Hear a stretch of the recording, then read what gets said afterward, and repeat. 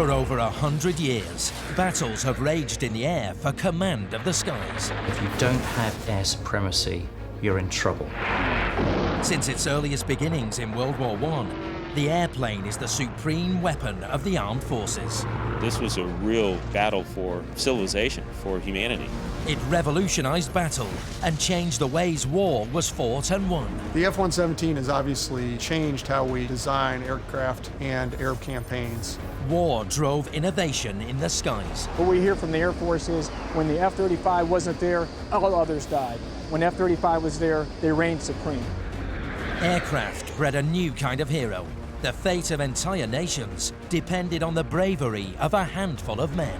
An appreciation of the extent to which young men were willing to put their lives on the line for an ideal is something we need to remember more often than we do. In this episode, crisis during the fall of Saigon and the largest helicopter evacuation ever mounted. They were under fire. They made numerous landings at the embassy. The daring American B-25 raid on Japan to avenge the attack on Pearl Harbor. Doolittle raid goes down in history as one of the most courageous raids during the war. The C-47 Skytrain that dropped Allied paratroopers on D-Day. The door was open, they can see the sky, the fires from the German flag. The Lysander, the small plane on a big crisis operation, covertly inserting and retrieving secret agents in World War II. The secret of what the Lysander pilots did was kept. Agents were going in the dark, going out in the dark, and people just did not know. When called upon in a crisis, military transports, large and small, have saved countless lives flying in and out of the combat zone.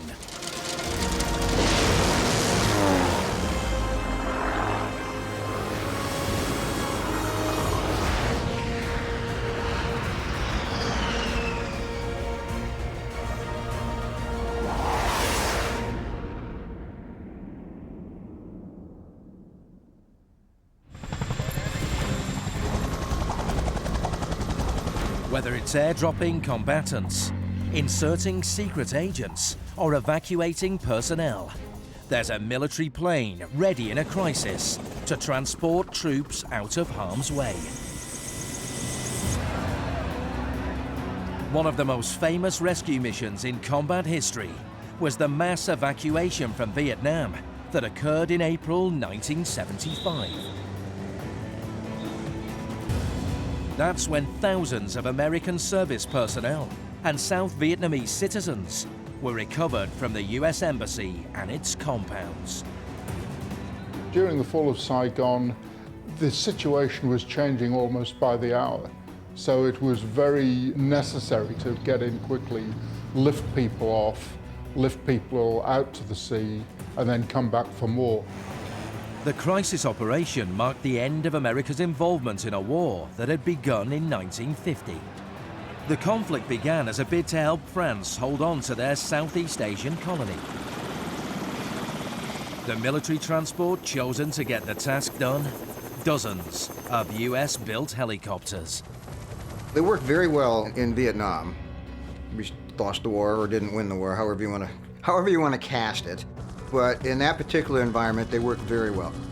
The unsung heroes of that whole thing, the helicopter pilots, they were going in and going back, and they did a marvelous job. I can land a helicopter in a 50-foot opening in the tree canopy. We'd very often have to do a hover down to give emergency resupply or pick up people and something like that. With Saigon falling and the North Vietnamese forces poised to swarm into the city, thousands of Americans and South Vietnamese citizens had flocked to the US Embassy, hoping to get out. The American airlift was launched at 10:51 a.m. on April the 29th, 1975. Named Operation Frequent Wind, Americans were alerted that they had to leave the city immediately. The US evacuation plan had designated two main retrieval points in the city: the US compound at the Defense Attaché's office and the US Embassy in the center of Saigon. Stationed off the coast, US Task Force 76 was ready to receive the helicopters and their precious cargo. Admiral Chambers was the captain of the aircraft carrier, the USS Midway, during the crisis. One Huey landed with more than 50 people on board, and you can't imagine a helicopter designed for 10 to 12 combat-loaded troops to put 50 people in that same amount of space. As well as receiving evacuees, the US ships also served to refuel the helicopters to keep them flying. Those helicopters were running back and forth, bringing people out. And when they ran out of gas, they ran out of gas on the various flight decks. All of the ships were receiving helicopters. The workhorse of the US military in Vietnam was the Bell UH-1 Iroquois, nicknamed the Huey. It first flew in 1956. It was typically armed with two 60 caliber machine guns and an M60 cannon. The Huey was the first of the combat-capable helicopters in the world that I'm aware of. The Huey, for the first time, would lift 8 troops, combat-loaded, bring them in, fly them down, just do a real quick landing on the skids. It was capable for the first time. But the big beast of the helicopter world in Vietnam was the CH-53 Sea Stallion.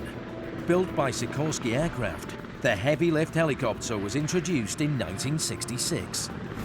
Developed for the US Marine Corps, aircraft carriers held up to 10 Sea Stallions, along with 2 of the US Air Force's version, the HH-53, dubbed the Super Jolly Green Giant. At 88 feet long, 24 feet high, and 28 feet wide, the Sikorsky helicopters were massive. As big as a double-decker bus, the CH-53 was designed to carry a maximum payload of 42,000 pounds, or up to 55 combat troops. Both were on the front lines on April the 29th, 1975, evacuating masses of people from rooftops in Saigon to the decks of awaiting US ships. The big helicopters could take on a large number of people, and they were well rehearsed, well prepared. They had been in the rescue business the whole time they were over there. I don't have a count on how many people were put in the big helicopters. Many it's 100, maybe 150 to 200 people. According to some estimates, in Saigon there were 8,000 US service personnel and civilians, as well as 17,000 at-risk South Vietnamese. With dependents, the number to be rescued swelled to 200,000. US helicopter pilots had a really difficult time. The problem was there were a lot of Vietnamese civilians who really wanted to get out as well because they did fear communist reprisals. People were scrambling to get on board, and not everybody made it. With lives on the line, the supersized US helicopters and their pilots proved their mettle. The guys were pretty fantastic. They were under fire. They made numerous landings at the embassy, getting as many people on board as they could and back again.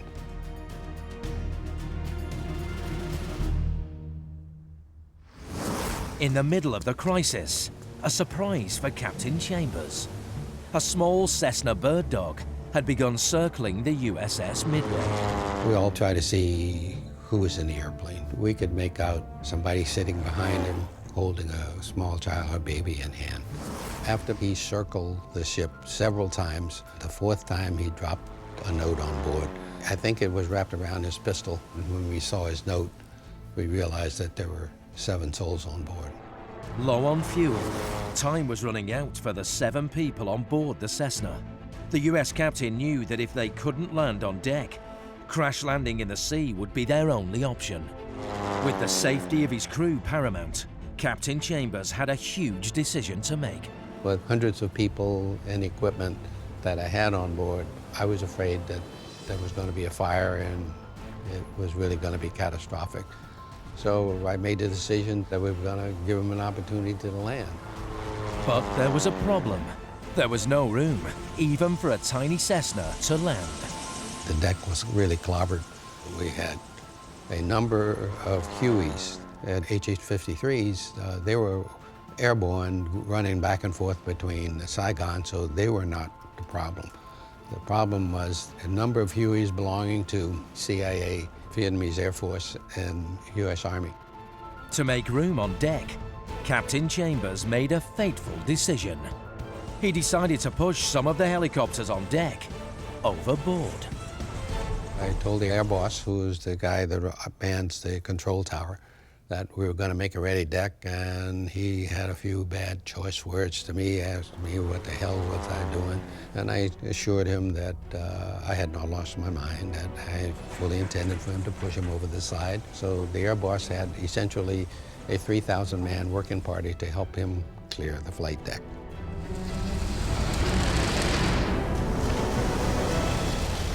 I'd been in command at that time almost a month, and I figured it was going to be the shortest command tour on record. After $10 million worth of US helicopters were dumped into the South China Sea, the runway was ready for the Cessna to attempt a landing. I thought, okay, give him an opportunity to land, and then it's up to him. If he's professional enough, good enough aviator, it'll be a piece of cake. If he's not, it's going to be a disaster.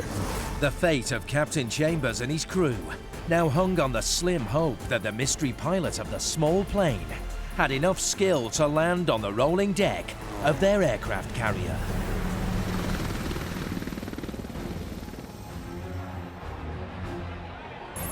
After nearly 20 years of war came the fall of Saigon. In what was the largest helicopter crisis operation ever, the evacuation of thousands of US military personnel, their families, as well as thousands of South Vietnamese citizens, was underway.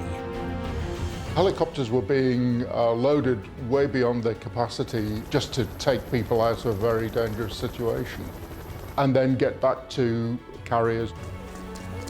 In the middle of the crisis, a tiny Cessna bird dog, running low on fuel and with 7 people on board, was attempting to land on the deck of a US aircraft carrier stationed offshore. Commanding the aircraft carrier, the USS Midway, Captain Chambers and his crew had pushed some of the helicopters, CH-53s and Hueys, overboard to clear the runway. He had an hour of fuel, maybe a little less, and so he didn't have a whole lot of time. But now there was another problem. A strong wind was blowing, which meant that landing on the deck of an aircraft carrier would be a difficult task, even for a seasoned pilot. Raising the stakes further, the USS Midway was equipped to receive and refuel helicopters, so it didn't have a tailhook, the device that catches aircraft and stops them from overshooting a short deck. There have been attempts to make carrier landings without a tailhook, but by very professional test pilots. And those guys had practiced, and we had lots of wind on the deck for those guys. Captain Chambers estimated that the Cessna would be coming in at about 25 knots, and in the direction the landing deck was facing. It would also have a tailwind. To help the small plane stop more easily, the captain decided to turn the USS Midway into the wind and speed up his aircraft carrier. I told the chief engineer that I wanted 25 knots. We had 15 knots of natural wind, which would have given me 40 knots over the deck. The Cessna pilot lined up the deck and began his descent. The small plane touched the deck and stopped. Major League made a perfect landing. The 3,000 people that had cleared the deck for him were all cheering, and I was cheering right along with them. On board the bird dog, a man, his wife, and 5 children. The pilot turned out to be Major Boang Lee, a seasoned South Vietnamese Air Force pilot. What was seen from the deck as a risky venture was in fact a daring rescue, executed by a skilled pilot in a crisis. The guy we discovered had 10,000 hours in the airplane, was a very competent pilot. I took my wings off and I made him an honorary naval aviator right on the spot.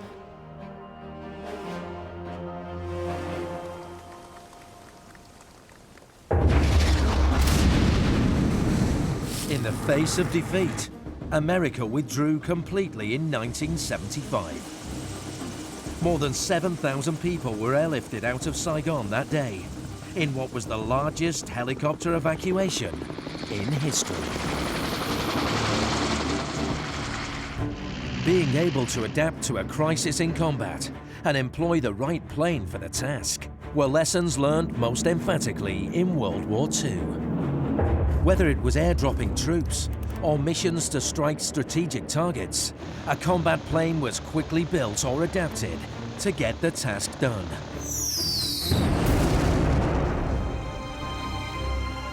As was the case in the wake of Pearl Harbor. The surprise attack by the Japanese Imperial Armada on December the 7th, 1941, threw America into crisis. December 7th, 1941, a date which will live in infamy. 4 months on, and the American public was still reeling from the shock of the attack on their homeland.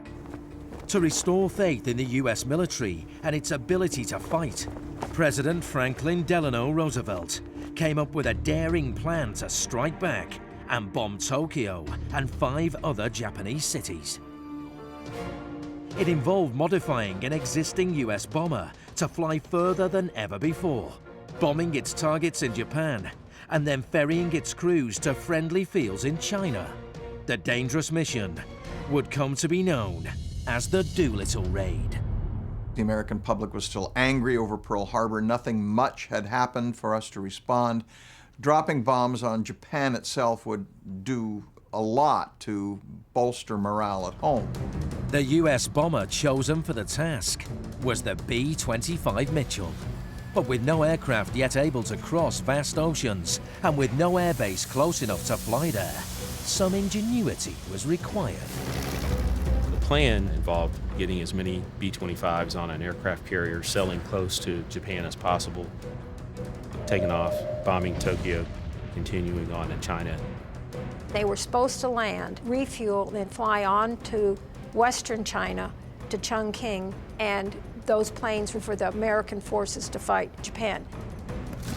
In China, the plan was for forces friendly to the US to rescue the crews and help them get back to America.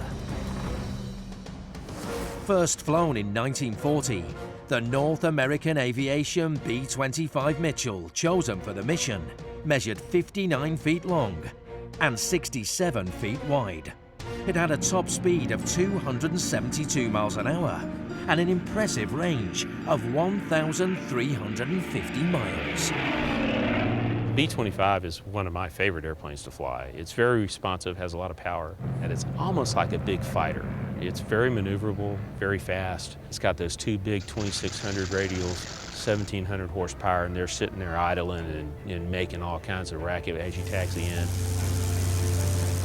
16 B-25 Mitchells and a crew of 80 US servicemen were selected for the raid.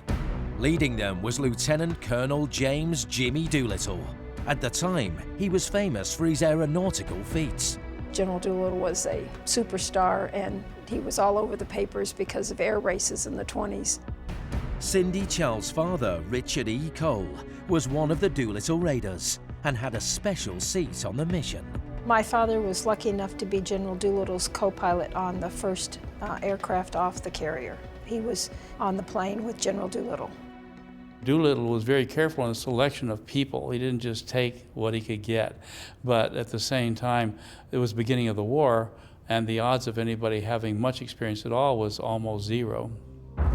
The pilot's first challenge was to work out how to launch the big B-25 bombers off the short deck of an aircraft carrier and successfully take off for their daring raid. The B-25, however, was not designed to do that. The B-25 was used to having much more runway length than an aircraft carrier could provide. So Doolittle put his people through intense training once he figured out a system that would make it work. With the USS Hornet aircraft carrier assigned to the mission still being built in January 1942, the Doolittle's raiders trained on a US airfield in Eglin, Florida. What they did is they put a line drawing on the field of an aircraft carrier. I believe the Hornet was 1,000 feet long, and they gave them basically 500 feet of that. They were able to perfect short field takeoffs, being fully loaded and everything else. So they knew that on land base that they could take off in 500 foot, which is incredible. On April the 2nd, 1942, 16 US B-25 Mitchell medium bombers, each weighing 10 tons, were carefully loaded onto the deck of the brand new USS Hornet in San Francisco. Each plane was loaded with 4 500-pound bombs. They had to load the airplanes on by crane in California, and then they sailed to Japan. Up to this point, the operation was top secret. Only Doolittle himself knew what the true mission entailed. The people on board the aircraft carrier Hornet, they had no idea what was going on.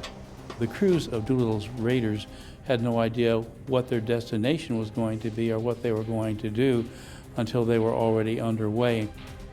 When they were told what their target was, they were just so excited. They couldn't wait to get at it.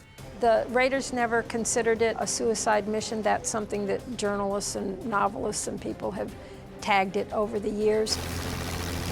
Early on the morning of April the 18th, 1942, some 650 nautical miles away from their target, the US Task Force 16, including the USS Hornet and USS Enterprise, along with their escorting cruisers and destroyers, were spotted by Japanese trawlers.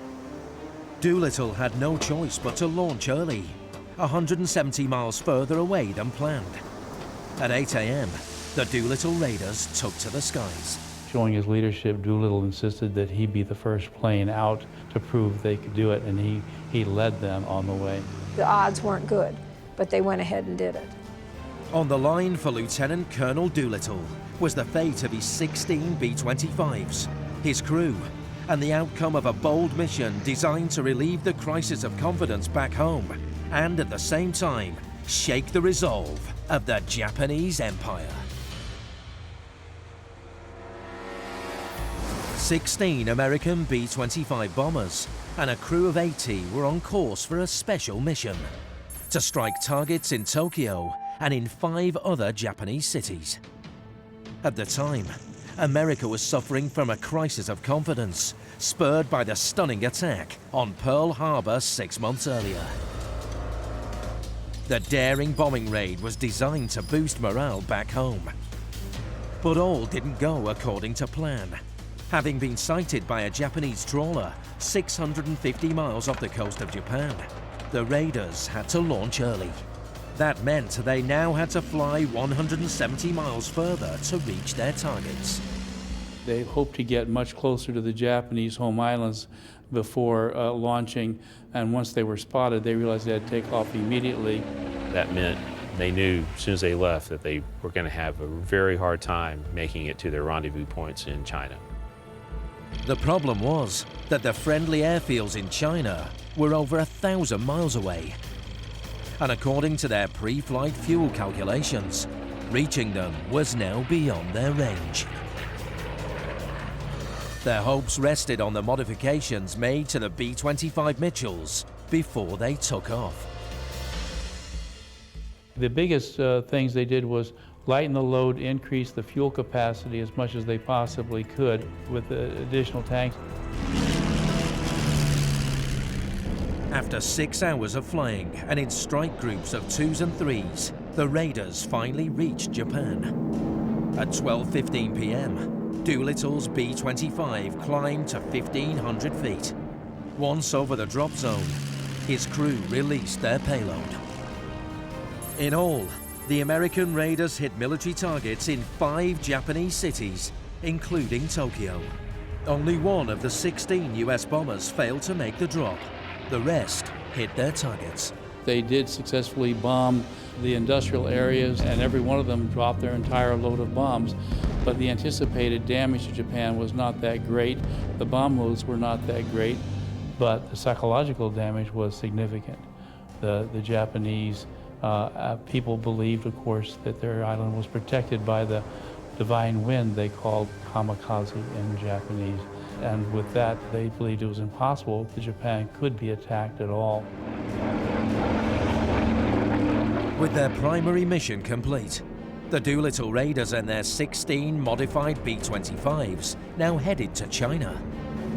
However, they didn't have enough fuel to get there, That left them with only one option: to ditch the bombers in the sea and hope for the best. But just then, a divine Japanese wind blew in. A warm front that came through that gave them a tailwind, that's what got them to China. It sent them 180 some miles into China. Only one of the Raiders B-25s landed intact. Captain Edward J. York and his crew of 5 landed in the Soviet Union and were promptly incarcerated. 13 hours after they were launched, the rest of the Raiders, 15 B-25s, crash-landed or bailed out along the Chinese coast. 2 Raiders tragically drowned after crash landing in the sea. The rest were grateful that their B-25s had got them much further than they thought possible. That is the longest flight of a B-25, period. And none of their planes burned because there was no fuel. Now on the ground and scattered far apart, the Doolittle Raiders needed to regroup, then find a way to get home. But once again, fortune favored the brave American Raiders. Jimmy Doolittle and his co-pilot found each other within 18 hours. They then discovered that they'd landed in friendly territory, run by one General Ho.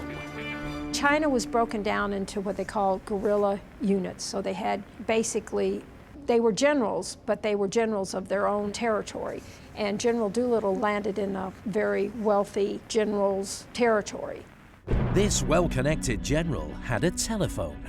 The communication grid had been built by a group of mercenary US fighter pilots called the Flying Tigers. In 1941, they'd voluntarily joined with the Chinese Nationalist Forces led by Chiang Kai-shek. Together, they'd been fighting the Japanese before the Americans officially joined the Second World War. The Flying Tigers put a telephone grid system up in China.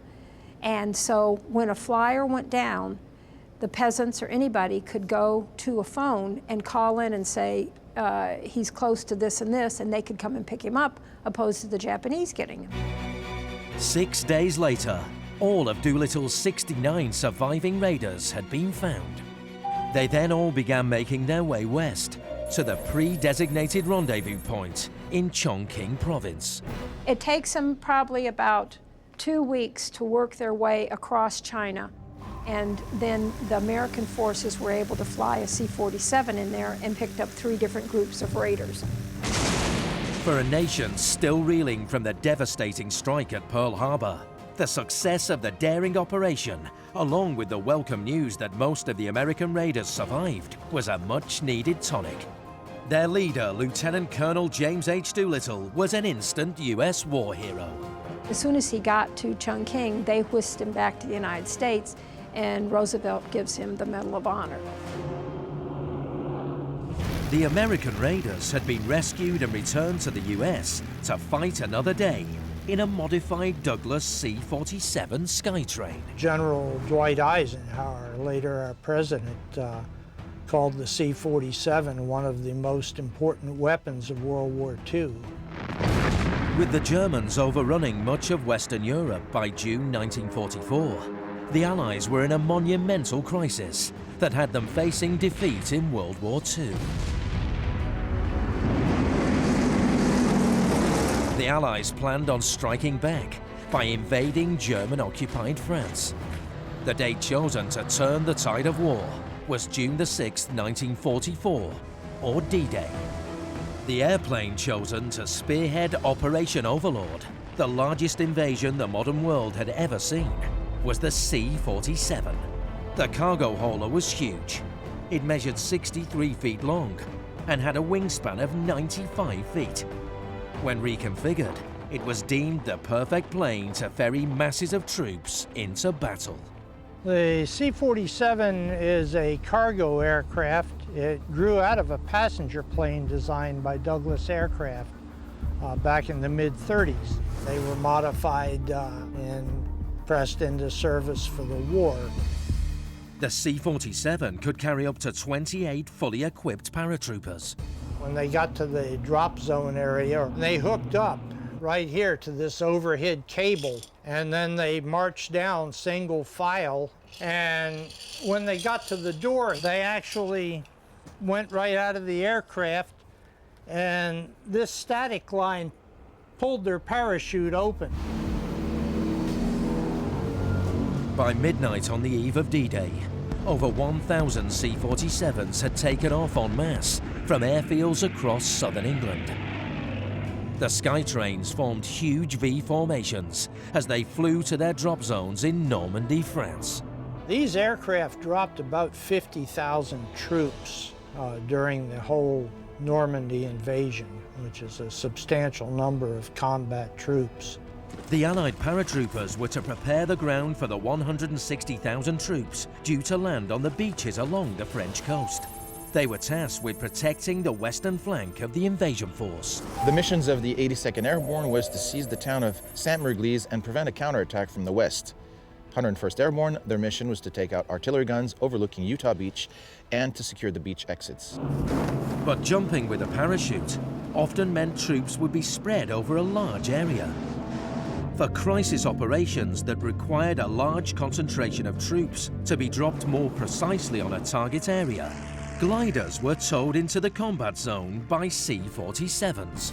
This exact airplane led a whole armada of airplanes into Normandy and dropped paratroopers. The airplane also flew missions on D-Day towing gliders. Silent in flight, British forces mostly used air-speed Horsa gliders for the stealthy attacks they had planned for D-Day. Named after the 5th century conqueror of southern Britain, the Horsa measured 67 feet long and could carry 28 battle-ready troops. When the tether was released, the engineless Horsa would glide to its target zone at speeds of up to 100 miles an hour. The mission for the 10,000 British and Canadian troops carried in gliders and towed into battle by the C-47s was to secure the eastern flanks of the landing beaches. Once they crossed into France, the Allied airborne armada faced a fearsome barrage from the German forces dug in on the ground. These poor guys were facing anti-aircraft fire. They were trying to locate a drop zone and accurately drop these paratroops at night over unfamiliar territory. June the 6th, 1944, just past midnight, a huge fleet of American C-47 Skytrains were on their way into what would be one of the greatest battles of all time, D-Day, the Allied invasion of German-occupied France. With the Allies, including Britain and America, facing defeat in the Second World War, this could be the moment to turn what was a crisis into a victory. In the vanguard were over 1,000 American C-47s, ferrying 23,000 Allied troops. The flight from England to Sainte-Marie-Église was about 2 hours. They flew at very low altitude, only 500 feet. But it's very, very low in order to avoid the radars. As they crossed into France, German anti-aircraft batteries opened up on the squadrons of C-47 transports. The door was open, they can see the landscape, but they also can see in the sky the fires from the German flag when they are over Normandy. They were flying into harm's way. It was a very harrowing mission anyhow, to navigate across the English Channel at night and find a landing zone. The Allies suffered huge losses. In all, 42 Skytrains, each carrying up to 20 men, were lost in the crossing. The German anti-aircraft guns simply blew them out of the sky before the paratroopers could jump. It was scary because the paratroopers, they didn't know what they would find in France. Their high-risk mission was to protect the flanks of the 160,000-strong Allied invasion force, due to land in the coming hours on 5 beaches along the Normandy coast. The US 82nd Airborne Division was tasked with securing the small French town of Sainte-Marie-Église. Sainte-Marie-Église is located 5 miles east of Utah Beach. There are 5 roads leading out of it or into it, and it was vital for the Allies, the Americans, to control that town to prevent the counterattack of the Germans. Once north, west, and south is covered, troops arriving from Utah Beach from the east will be able to get off the beaches, link up with the Airborne, and push across the peninsula. At around 20 minutes past midnight, the first US paratroopers jumped into France. With heavy cloud cover and poor visibility on the night of June the 6th, 1944, many of the paratroopers missed their drop zones. There are 3 drop zones, but because of the inexperience of the pilots, the climate conditions, the machine gun fire, and the artillery anti-aircraft fire aimed at those planes, they're going to be misdropped all over the place, up to 25 miles from their drop zone. By 4:30 a.m., over 650 American paratroopers had regrouped and made it to Sainte-Mère-Église. There they raised the Stars and Stripes, proclaiming Sainte-Mère-Église to be the first town liberated in France. Because of the actions of the 82nd Airborne, it allowed the 4th Infantry Division to link up with them, getting off from Utah Beach, and finally a foothold had been gained in France. On the eastern flank of the Allied invasion force, the British had also successfully executed their mission. At 12:16 a.m. on June the 6th, a force of 181 men of the Oxford and Buckinghamshire Light Infantry landed in 5 airspeed Horsa gliders, just 47 yards from their objective. Within 10 minutes, the British had secured Pegasus Bridge that ran over the Caen Canal in Normandy. They also quickly took a second bridge over the Orne River. It was renamed the Horsa Bridge in honor of the small plane that helped liberate France. Another small transport plane to make a huge difference in World War II was the Lysander. The 30-foot-long plane had room for 1 pilot and 1 passenger. It was called the Lizzie for short.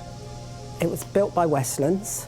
It was a short landing and takeoff aircraft, which made it good for getting into small places.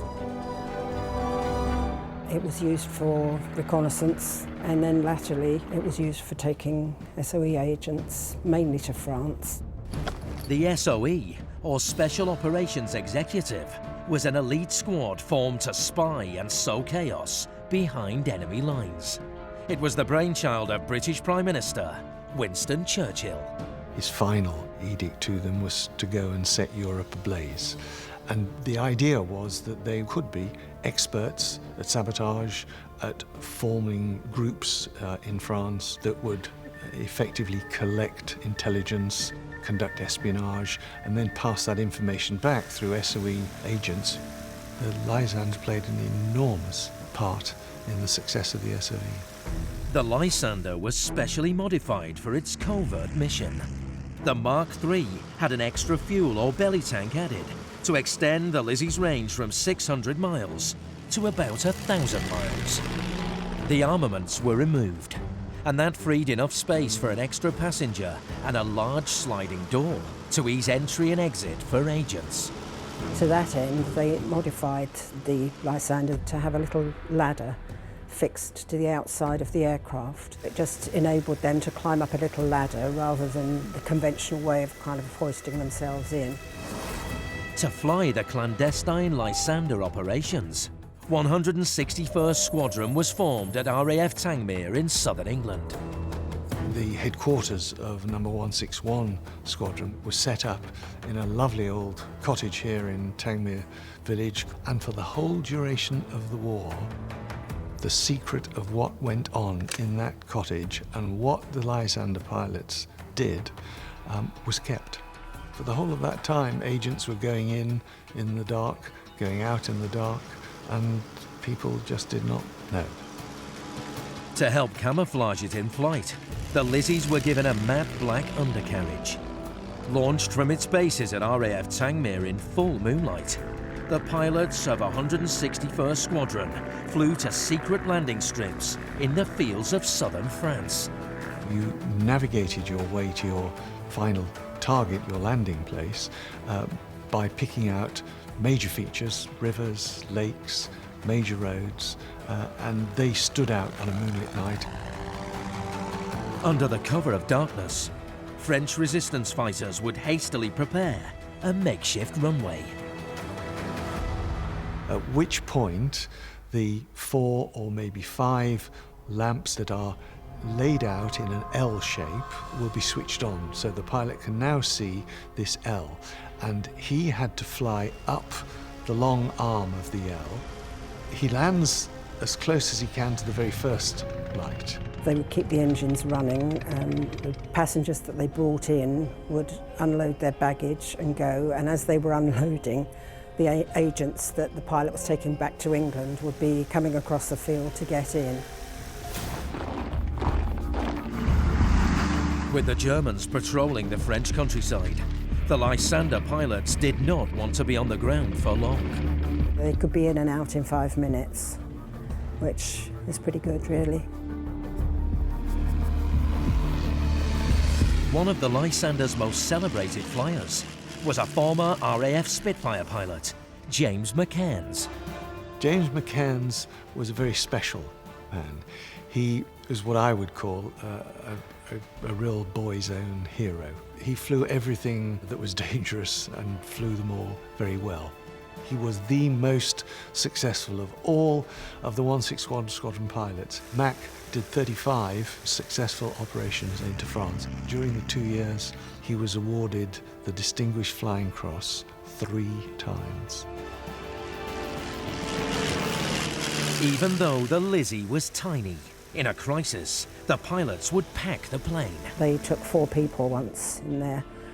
It was a mother, father and 2 small children who the Germans were wanting to arrest because they knew that the father was in the resistance. In all, the Lysanders and their brave pilots successfully inserted 101 British agents in and retrieved 128 out of Nazi-occupied France during World War II. The Lysander will go down in history as a very, very special aeroplane, like the Lancaster and the Spitfire. Without the Lysander, then you could have only parachuted SOE agents into France. Getting them back would have been almost impossible. The small plane, along with courageous and skilled pilots, played a huge part in helping the Allies win the Second World War.